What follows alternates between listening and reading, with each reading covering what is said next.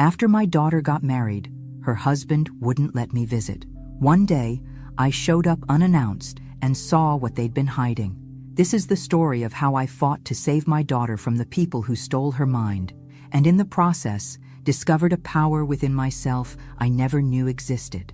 Subscribe and comment where you're watching from. Now let's dive in this story. Don't enter this room. I froze, my hand still on the doorknob, heart pounding in my chest. The door was already cracked open, revealing scattered papers, strange symbols on the walls, and a photograph of a smiling man on what appeared to be some kind of altar. My eyes landed on a list titled Obstacles to Ascension, with my own name prominently displayed just before Jessica appeared in the doorway. I hardly recognized my daughter. Her once warm eyes were vacant, her expression hostile in a way I'd never seen before. "You'll never see me again," she hissed, a stranger wearing my daughter's face. "You're dead to me." Those words cut deeper than any knife could reach. 3 months earlier, life had been different. Not perfect, but different. As I dusted the framed photographs in my Wisconsin home, I tried not to dwell on the emptiness that had settled in since Jessica had gotten married. 5 years a widow, I'd adjusted to Frank's absence as best I could, but the silence of my phone on Sundays, once filled with family lunch plans, was a newer wound. That Wednesday, I attended a reunion with my former hospital colleagues. What should have been a pleasant afternoon turned into a quiet humiliation. "Martha, your turn," said Diane, eyes sparkling. "Tell us about Jessica and what she's up to these days." Around the table, everyone had shared stories of children and grandchildren. Proud photos passed around with beaming smiles. I swallowed hard. "She's doing well," I lied, forcing a smile. "Very busy with her new job. We don't get to talk as much as we'd like." The truth, that I had received only formal cold messages for the past 3 months, stayed locked inside me. Carol, who had known me for 30 years, touched my hand. "That's too bad that your daughter doesn't have time for her own mother. Frank would be so disappointed." I nodded, maintaining my smile while something inside me crumbled. Back home, I found the anniversary dinner invitation I'd sent returned in the mail. The attached note from David read simply, "Jessica is on a spiritual retreat. We won't be able to attend." I stared at the last photo taken of us together, before Jessica had married David, before she'd started changing into someone I no longer recognized. Her smile had been real then. Her eyes had been alive. I picked up my phone, my finger hovering over her number. 3 months of short formal text messages. 3 months of too busy and spiritual commitments. 3 months of losing my daughter inch by inch. I set the phone down and straightened my shoulders, a determination settling over me like armor. "I don't care what they're hiding," I whispered to the empty room. "I don't care what it costs me. I'm going to find out what's happening to my daughter." Little did I know that my simple decision that night would lead me into darkness I couldn't have imagined, and that the woman who emerged on the other side would be someone even I wouldn't recognize. I arrived at Jessica's Chicago townhouse unannounced, clutching a small cinnamon cake, her favorite since childhood. My heartbeat quickened as I approached the door, using Frank's death anniversary as my excuse for the surprise visit. When the door opened, I came face to face with David. At 38, he was undeniably handsome, with perfect teeth and immaculate clothes, but something lurked behind that practiced smile, something cold and calculating. I watched his expression transform in seconds, surprise, irritation, then a mask of cordial welcome. "Martha, what a surprise." "Lovely," he said, effectively blocking the entrance. "Jessica's in her purification meditation. These sessions cannot be interrupted." While waiting in their living room, I surveyed my surroundings with growing unease. The once colorful walls had been painted stark white. The comfortable furniture I'd helped them choose had been replaced with austere, minimalist pieces. There were no family photos, just strange symbols subtly incorporated into the decor. A triangle with an eye and sun rays appeared repeatedly. In the corner, a security camera monitor blinked steadily. When Jessica finally appeared, my heart nearly stopped. This wasn't my daughter. Not really. She was at least 15 pounds thinner, her once flowing hair now partially shaved on one side. Dark circles shadowed her sunken eyes. When she hugged me, her body remained rigid, as if human touch caused her physical pain. "Are you all right, sweetheart?" I whispered, feeling the bones beneath her skin. "I've never been better," she replied in a monotone voice. I've finally found my higher purpose. Lunch was a sad affair, a purification meal consisting of unseasoned vegetables. David dominated the conversation, speaking incessantly about ascended illumination and its leader, Marcus Reed, who had rescued Jessica from her mundane existence. I watched in horror as my daughter, once fiercely independent, constantly looked to David for approval before speaking. When I mentioned Frank, I caught a flicker of genuine emotion cross Jessica's face. David immediately stepped in. Toxic past attachments are anchors, darling. Remember what the guide teaches about cutting limiting ties. That's when I noticed it, a bruise partially hidden by Jessica's collar. When I asked about it, David quickly answered, Jessica had a purification reaction during our last liberation ritual. It's part of the ascension process. As I was leaving, I overheard their muffled argument through the slightly open window. David held Jessica's face roughly between his hands. Your mother is an obstacle to your evolution. The sooner we cut that tie, the faster you'll ascend. I stood frozen on the sidewalk, my blood turning to ice. The daughter I'd raised, bright, independent, loving, was disappearing before my eyes. The man who was supposed to love her was isolating her, controlling her, possibly hurting her. What terrified me most wasn't just Jessica's physical transformation. It was the emptiness in her eyes, as if the essential spark that made her Jessica had been methodically extinguished, replaced with something hollow and obedient. I got into my car, hands shaking so badly I could barely insert the key.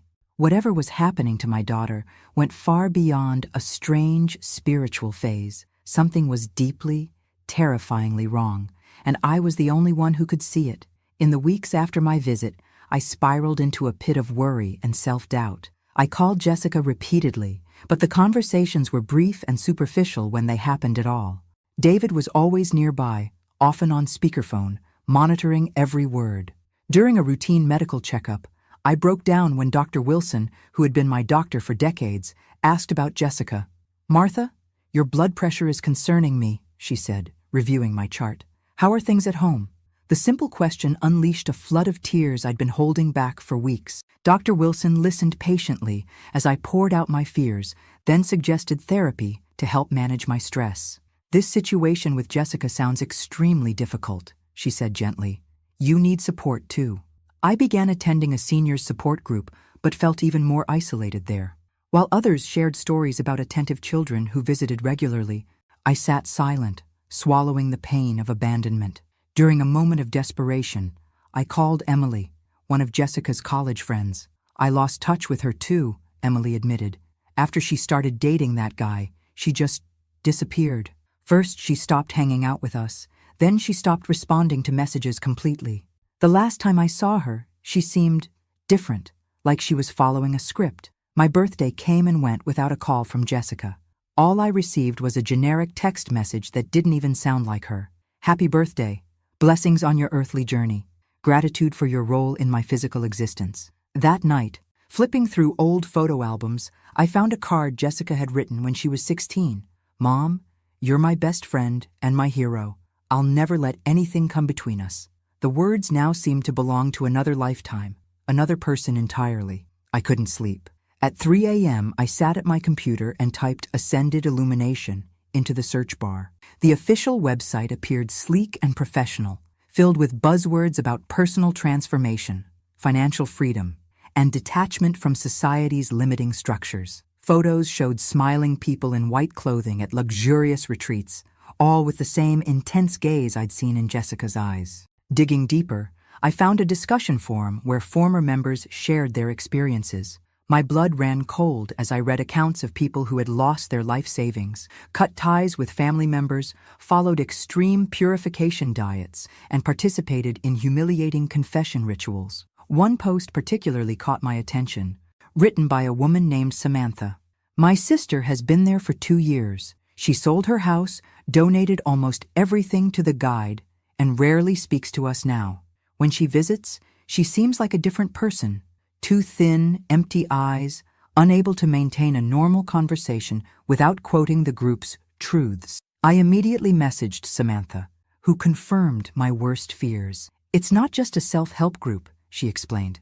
It's an organization that uses mind control techniques. They isolate members, control what they eat, when they sleep, who they talk to. My sister has lost her identity. When I tried to share my concerns with friends, I received pitying looks and empty advice. She's an adult, Martha. She has the right to choose her path. Or, all young people go through phases. She'll get over it. But I knew better. This wasn't a phase. This was something far more sinister, and my daughter was slipping away with each passing day. I couldn't sleep after my conversation with Samantha. The thought of Jessica being manipulated by these people consumed me. I needed to know exactly what I was up against. For the next several days, I researched Ascended Illumination obsessively. Their official website portrayed them as a wellness organization focused on spiritual ascension and financial abundance. Photos showed radiant people in white clothing, all with that same vacant intensity in their eyes that I'd seen in Jessica. I dug deeper, finding online forums where former members shared their experiences. Their stories made my skin crawl.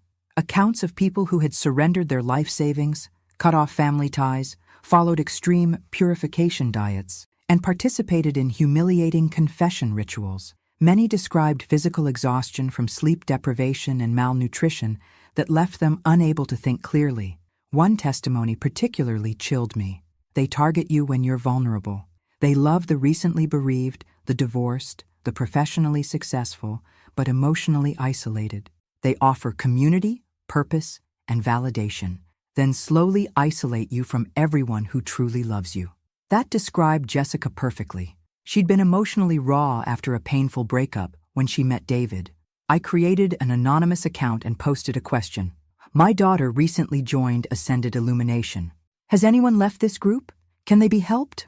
Within hours, I received multiple private messages. Some offered sympathy, others shared horror stories. One message directed me to a private support group for families of current members. I joined a video call with the group the following evening. Seeing the faces of other worried parents, siblings, and friends made me realize I wasn't alone in this nightmare. A man named Robert, whose son had been in Ascended Illumination for 3 years, shared his screen to show us a document titled Recruitment Strategy Guide that had been leaked by a former member.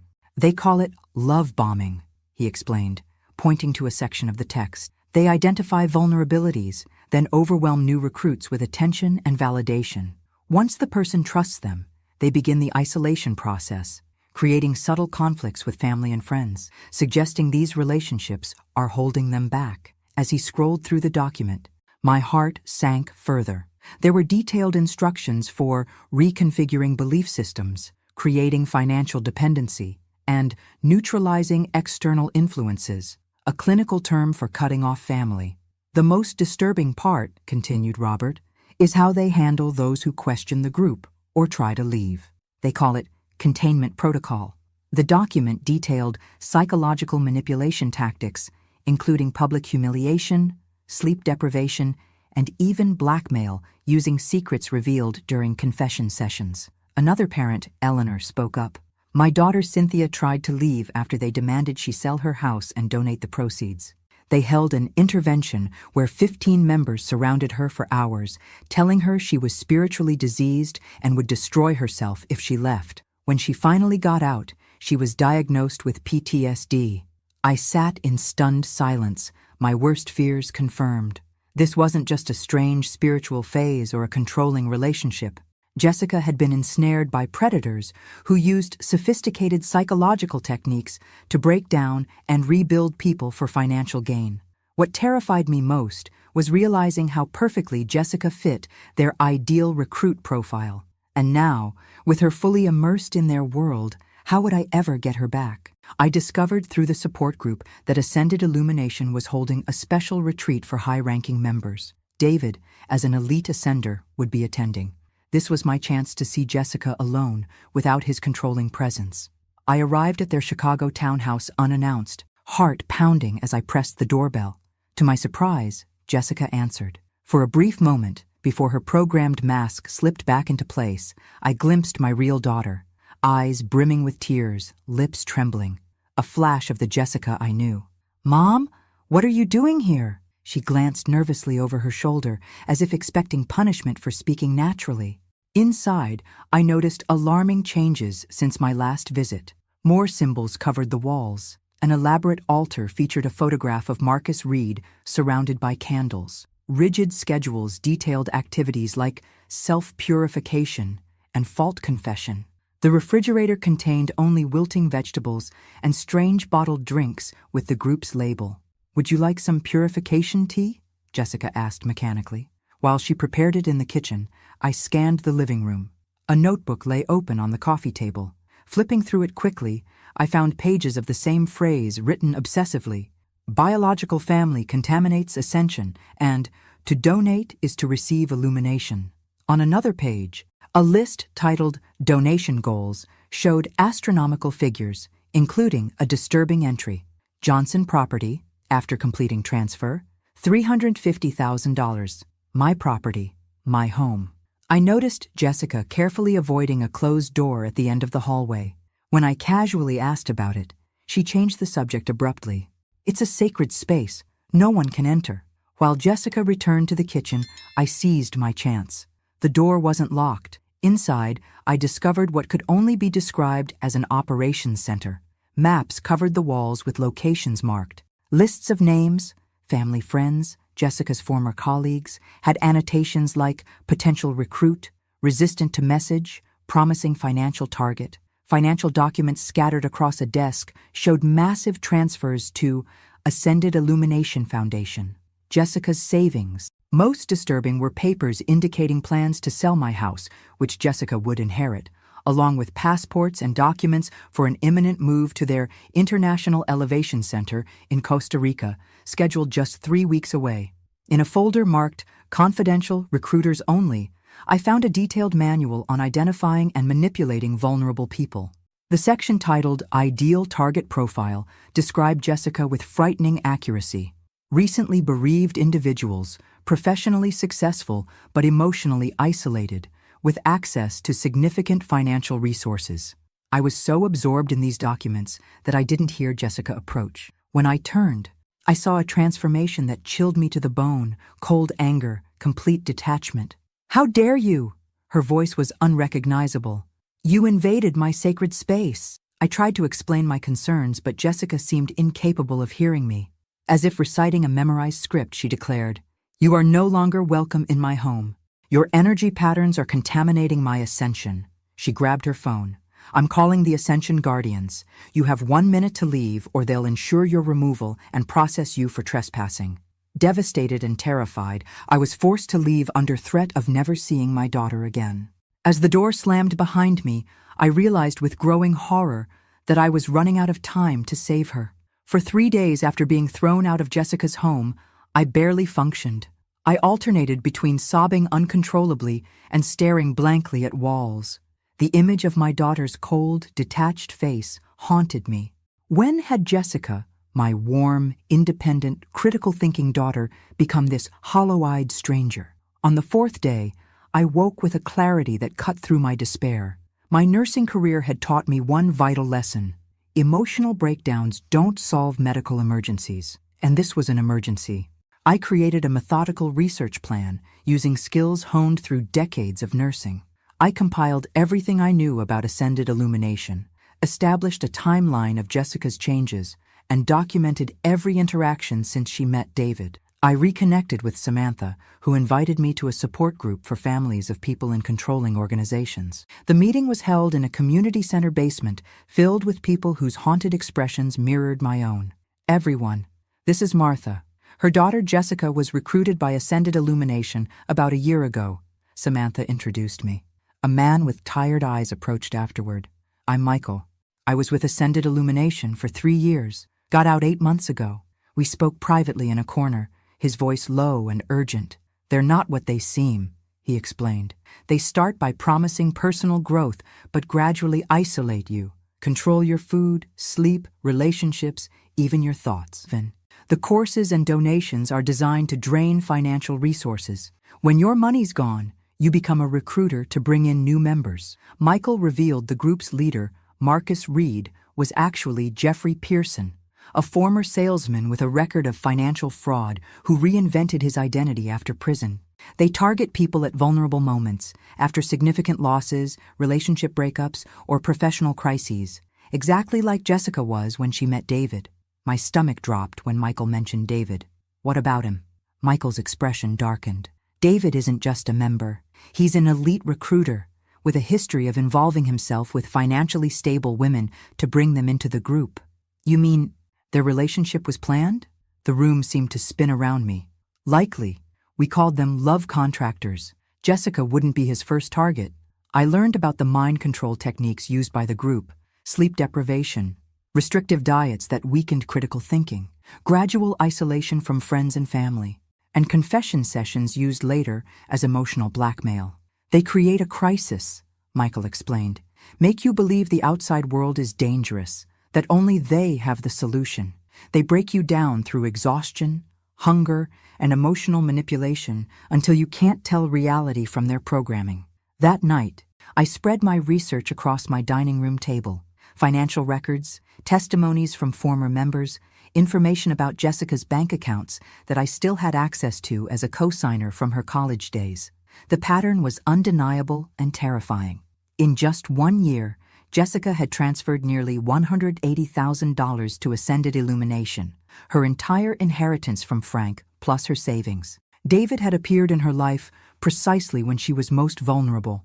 Within months, she'd changed her appearance, cut contact with friends, reduced communication with me, and surrendered her financial independence. This isn't a spiritual journey, I whispered to the empty room. It's a systematic dismantling of my daughter's identity. I knew then that confrontation wouldn't work. I needed a strategy as meticulous and calculated as theirs had been. If I was going to save Jessica, I had to outthink the predators who had taken her. I understood now that direct confrontation would never work. People had tried to rescue members from Ascended Illumination before, only to push them deeper into isolation. I needed expert guidance. Through the support group, I connected with Dr. Lawrence, a specialist in helping people leave controlling groups. He agreed to meet me at a coffee shop away from my usual haunts. "Martha, you need to understand something crucial," he said, his voice gentle but firm. "Your daughter believes she's made this choice freely. Any attempt to force her out will only reinforce the group's message that the outside world doesn't understand or respect her." "Then what can I do? Just watch as they take her to Costa Rica in 3 weeks?" My voice cracked with desperation. "The first step is maintaining open communication, however painful that might be," Dr. Lawrence advised. "Surface-level acceptance is better than confrontation. You need to be the bridge for when she's ready to question." I spent that evening crafting a careful letter to Jessica. I apologized for invading her space and expressed a desire to better understand her journey. I enclosed a small gift, a bracelet that had belonged to Jessica's grandmother, a strong family symbol that might evoke memories from before the group. Next, I began studying the language and concepts of Ascended Illumination.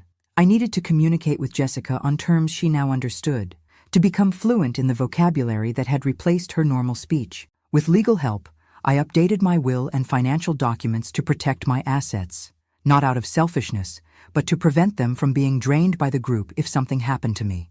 Parallel to these efforts, I started gathering financial and legal evidence about Ascended Illumination.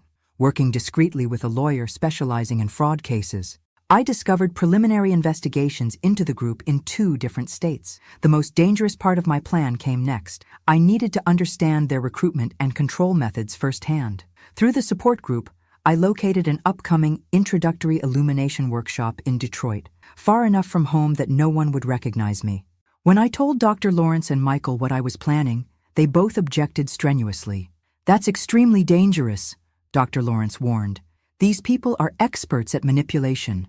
Even knowing their techniques, you could be vulnerable." Michael was more blunt. "They'll destroy you if they discover who you are."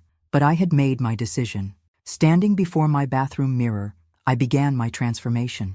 I dyed my silver-gray hair a warm auburn. I purchased colored contact lenses to change my blue eyes to brown.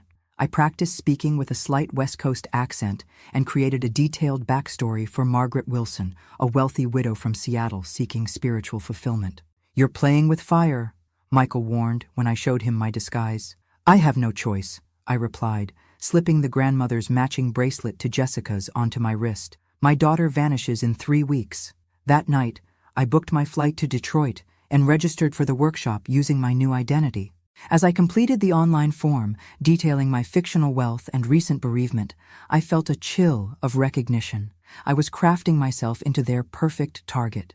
Whatever happened next, there would be no turning back. I was stepping directly into the lion's den, armed with nothing but a mother's determination and the desperate hope that it would be enough to save my child. The Detroit hotel hosting the Ascended Illumination workshop radiated false warmth, all gleaming surfaces and unnaturally white lighting. I adjusted my auburn wig, straightened my unfamiliar clothes, and stepped into my new identity as Margaret Wilson, wealthy Seattle widow. "Welcome, seeker," said a young woman with that same vacant smile I'd seen on Jessica. She placed a white folder in my hands. "Your preliminary ascension pack." Inside was a contract requiring me to surrender my phone, agree to surrendering limiting beliefs, and acknowledge that any donations were non-refundable. I signed Margaret Wilson with a steady hand. The day began with what they called physical purification. 4 hours of repetitive movements without breaks for water or bathroom. Around me, 20 participants grew increasingly exhausted. I recognized the technique from my research: physical depletion to weaken mental resistance. During the rare breaks, facilitators hovered nearby, ensuring no private conversations occurred. Everyone was paired with a guide who never left their side. Mine was a young man named Timothy, with sunken cheeks and rehearsed enthusiasm. "How long have you been with Ascended Illumination?" I asked during lunch, a meager portion of unseasoned vegetables. "3 beautiful years of transformation," he responded mechanically. "I've progressed to level 4 clarity. 2 more levels until I reach Elite Ascender status." "Like David Winters?" I asked casually. Timothy's eyes widened with reverence. "You know of Elite Ascender Winters. He's one of the most successful recruiters. They say he's brought 15 elevated souls to full donation commitment this year alone." My stomach tightened. 15 people like Jessica. 15 families destroyed. The afternoon session was called Emotional Unburdening. Participants were pressured to publicly share their most painful memories and shameful secrets. I watched in horror as people revealed traumatic experiences while facilitators took notes. Blackmail material, I realized. When my turn came, I shared a carefully crafted story about my fictional husband's death, incorporating enough real grief from Frank's passing to appear authentic. "I feel so alone," I finished, forcing tears. "Biological bonds are illusory," replied the session leader. "True family is found in ascension. When you release your wealth burden, you'll find connection beyond imagination." As the day progressed, I witnessed textbook manipulation techniques, love bombing, alternate praise and criticism, information control, and subtle denigration of outside relationships. During the final session, my heart stopped. David himself walked in. He scanned the room with predatory precision, his gaze lingering on a young woman who, I'd learned, had recently inherited a substantial sum. Then his eyes met mine. I lowered my gaze, pretending to take notes. When I dared look up, he was approaching. "Margaret Wilson, correct?" His smile didn't reach his eyes. "Your energy signature is quite remarkable." "Thank you," I replied, forcing my voice not to tremble. "I'm just beginning my journey." He studied my face intently. "Strange, you remind me of someone." "I have one of those faces," I said lightly. "Everyone thinks they've met me before." His eyes narrowed. "Where did you say you're from?" "Seattle. Lived there my whole life." Something flickered across his face. Doubt, perhaps suspicion. But then he was called away by another facilitator. As he left, I overheard him say, "Put Wilson on the priority cultivation list. She has significant donation potential." I'd successfully infiltrated their world, but in doing so, I'd also placed myself directly in David's sights. The hunter was now evaluating me as potential prey, never suspecting I was hunting him. The second day of the workshop began with a purification ceremony at 5 a.m. Sleep deprivation, another classic control tactic. On empty stomachs, we chanted mantras for 2 hours while facilitators circled like sharks, identifying the most susceptible participants. During a brief break, I overheard 2 facilitators discussing the day's agenda. "Reed is coming for the elevated selection." "Which ones are ready?" asked the first. "The widow from Seattle has potential. Winters flagged her as priority cultivation." My heart raced. I'd attracted exactly the attention I needed and feared. After another grueling session of limiting belief extraction, all 30 participants were herded into the main hall. The atmosphere shifted palpably as Marcus Reed entered. In person, he was more imposing than photos suggested. Tall, with penetrating eyes and an aura of absolute authority. "Seekers," he began, his voice a hypnotic cadence. "Few are chosen for accelerated ascension. Those selected will join us for an exclusive elevation dinner." Reed moved through the crowd, stopping occasionally to touch someone's forehead in blessing. When he reached me, his eyes locked with mine. I forced myself to maintain eye contact while appearing suitably awed. "You carry interesting energies," he said, studying me. "A lifetime of service to others, a deep loss, and—" He paused, tilting his head. "Unusual determination." My pulse pounded in my ears. Had he seen through my disguise? His hand rested on my shoulder. "You will join us tonight." 8 of us were selected for the dinner in a private hotel suite. I was seated directly across from Reed, with David 2 seats away. The room featured the same altar-like arrangement I'd seen in Jessica's home, with Reed's portrait surrounded by candles. "Before we begin our elevated communion," Reed announced, "let us share our financial burdens." One by one, participants disclosed their assets, investment portfolios, real estate holdings, inheritance funds. When my turn came, I described my fictional wealth in practiced detail. "Impressive," Reed nodded. "Yet these material anchors prevent true elevation. Tonight, we'll discuss the liberation protocol, the path to complete freedom through relinquishment." As dinner progressed, another sparse meal that left everyone lightheaded, Reed detailed how truly committed members transferred assets to the organization's protected spiritual accounts. "Those fully liberated from material concerns join our International Elevation Center," he continued, "where no worldly distractions impede ascension." "The Costa Rica property?" I asked innocently. David's head snapped toward me. "How do you know about that location?" I kept my expression neutral. "I believe someone mentioned it earlier today." Reed smiled thinly. "Indeed, our International Center awaits those ready for complete separation from limiting societal structures." After dinner, participants were led away for individual assessments with Reed. When my turn came, I found myself alone with both Reed and David. "Margaret," Reed began, "your energy signature fascinates us. You've experienced great loss, yet maintain unusual mental resistance." "I've spent my life in self-discipline," I replied. "Have you?" David circled behind me. "Your hands tell a different story. These are a nurse's hands, not a socialite's." My blood froze. I'd forgotten this detail in my disguise. "I volunteered in hospitals for years," I improvised. Reed stepped closer. "Remove your contacts, please." "My contacts?" "Your eyes changed color when your emotions intensified. A fascinating phenomenon." They knew. Somehow they knew. Reed's smile turned predatory. "Now, why don't you tell us who you really are?" "Martha." My heart nearly stopped. The carefully constructed disguise, my entire plan, crumbling in seconds. "I don't know what you're talking about," I said, fighting to keep my voice steady. Reed's smile never faltered. "Your techniques are admirable, but primitive. We've developed methods to detect interference." He turned to David. "Show her."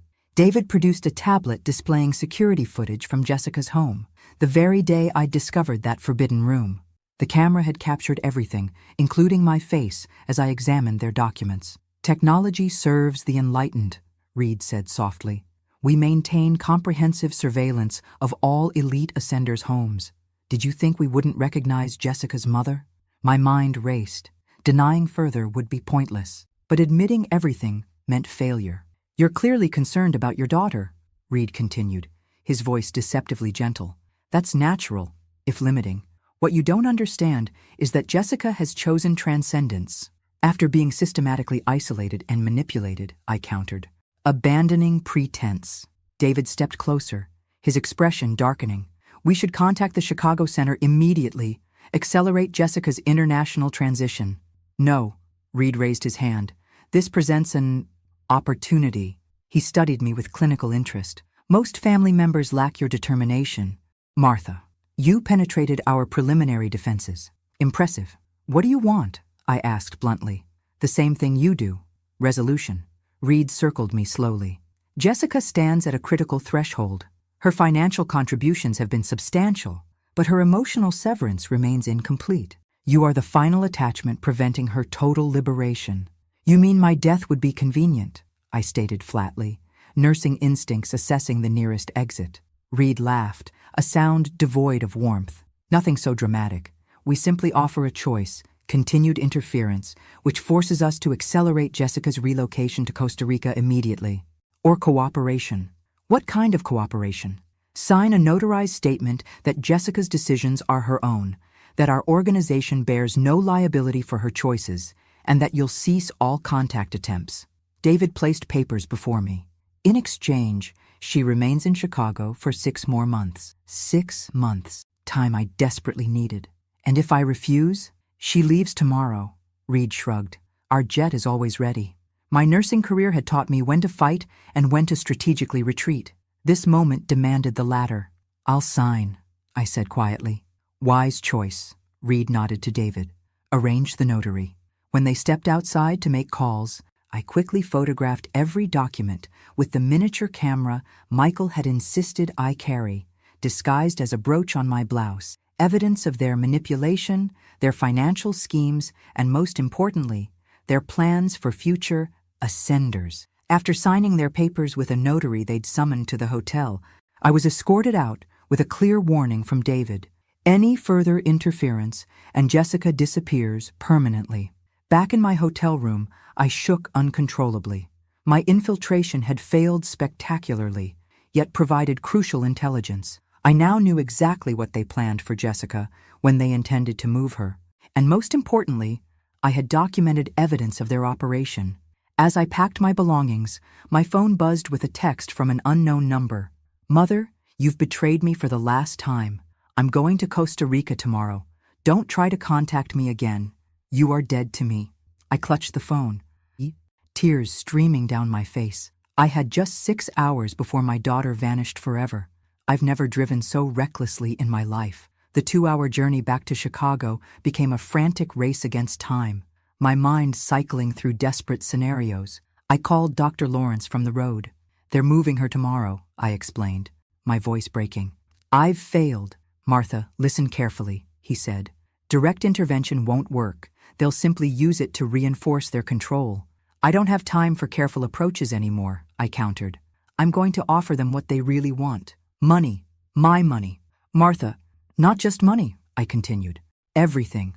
My house, my savings, my retirement, all of it. In exchange for Jessica staying in the country. They'll take everything and still send her away, Dr. Lawrence warned. No, I said with sudden clarity. I'm going to offer them something better. Me. Despite his objections, I knew this was our only chance. I called Michael next, giving him specific instructions and the address where he could retrieve the evidence I'd gathered. If I don't contact you by morning, deliver everything to that FBI agent we spoke with. At dawn, I stood before the Chicago headquarters of Ascended Illumination. The imposing glass building reflected the rising sun, cold and impenetrable like the organization itself. Inside, I asked to see Marcus Reed. When challenged, I simply stated, "Tell him Martha Johnson is ready to donate everything." 20 minutes later, I was led to Reed's private office. David stood beside him, both men regarding me with calculated interest. "Mrs. Johnson," Reed smiled without warmth, "this is unexpected." "I'm here to make a deal," I said, maintaining eye contact. "My daughter stays in the United States. In return, you get me, and everything I own." David laughed dismissively, but Reed raised his hand, silencing him. "Explain." "My house, savings, retirement accounts, approximately $500,000 total. It's yours, with one condition. Jessica remains here, not Costa Rica." "Why would we accept this arrangement?" Reed asked, studying me. "Because I'm more valuable," I replied coolly. "I have connections to hundreds of retired nurses, all with decent savings, many alone and vulnerable. I could recruit them." Reed and David exchanged calculating glances. I'd appealed to their true motivation, greed. "I want to see my daughter before signing anything," I demanded. Reed nodded to David, who left and returned with Jessica. She looked exhausted, eyes red from crying. "Mom?" she asked, confused. "What are you doing here?" I maintained my composure, aware of the cameras recording every word. "I've come to make peace, sweetheart. I finally understand this is your path, and I want to support you. By joining you. Jessica stared in shock. I continued, choosing each word carefully. Remember when Dad was in the hospital and I promised I'd do anything to protect you? I'm keeping that promise. Something flickered in Jessica's eyes, a genuine memory breaking through the programming. I touched the bracelet I wore, the match to the one I'd sent her. Speaking of Dad, I continued casually. Remember that phrase he always said when we were in danger? About the birds? Jessica frowned. Birds? Yes. When the nest is threatened. I left the phrase hanging, watching her intently. For a brief moment, recognition flashed across her face. Reed interrupted. Enough reminiscing. We have papers to sign. As I was led to another room to begin transferring my assets, I glanced at the clock. Exactly 9:45 a.m. Everything was in motion now. Either my desperate gambit would save Jessica, or we would both be lost forever. At precisely 10 a.m., as I signed away my house to ascended illumination, chaos erupted. FBI! Nobody move! We have a search warrant! Agents flooded the building, tactical gear contrasting sharply with the sterile white environment. Reed's face transformed from smug confidence to stunned disbelief in an instant. You planned this, he hissed, realization dawning in his eyes. I stood calmly. No, Jeffrey Pearson, you planned your own downfall. His face blanched at the sound of his real name. 2 days earlier, I had sat in an FBI field office, presenting everything I'd gathered: financial records, testimony from former members, the manipulation manual, evidence of tax fraud and money laundering. The special agent had confirmed they had enough for a warrant, but needed someone inside. It would be extremely dangerous, he'd warned. I'd volunteered without hesitation. Now, as agents handcuffed Reed and David, I raced through the corridors, searching for Jessica. I found her in an office, frozen in fear, while a woman I recognized from the Detroit workshop, Heather, tried pulling her toward an emergency exit. Jessica, honey, it's over. You're safe now, I called out. Heather stepped between us. Don't listen. It's a mundane trap. Remember your loyalty to the guide. Jessica looked between us, confusion and programming battling across her face. Mom! I stepped closer. When the nest is threatened, the mother bird pretends to be injured to draw the predator away. Dad told you that when you had nightmares, remember? I pretended to surrender to save you, just like the mother bird. The genuine memory, one the group couldn't erase, broke through her final barrier. Jessica pushed past Heather and collapsed into my arms while agents detained the woman. The following weeks were the hardest. Jessica alternated between clarity and relapse into the group's programming. She suffered terrible nightmares, panic attacks, and crushing guilt as she realized how she'd been manipulated and how she'd nearly lost everything, including me. Dr. Lawrence worked with her daily, helping dismantle the layers of manipulation. I attended every session, holding her hand through the worst moments. How could I have been so stupid? Jessica asked during a particularly painful session. I had an education, a career, independence. No one is immune to sophisticated psychological manipulation, Dr. Lawrence explained. They found you at your most vulnerable moment and exploited every weakness. This could happen to anyone. Recovery came gradually. Small milestones became major victories. The first day without involuntarily reciting group mantras. The first night without nightmares. The first genuine smile when reconnecting with an old friend. 6 months later, Jessica and I sat on my porch sharing a quiet breakfast. Her transformation was remarkable. She'd regained weight. Her hair was growing out in its natural style. Her eyes had reclaimed their vibrancy. You risked everything for me, she said, holding my hand. Your home, your savings, your safety. You could have died. Any mother would have done the same, I replied. No, many would have given up. I've met other families who tried and failed. You were different, methodical, patient, strategic. You studied me like a medical case, just as you did with your patients. I smiled. I never imagined using those skills to rescue my own daughter. As the morning sun warmed us, thanks for listening. Don't forget to subscribe and feel free to share your story in the comments. Your voice matters.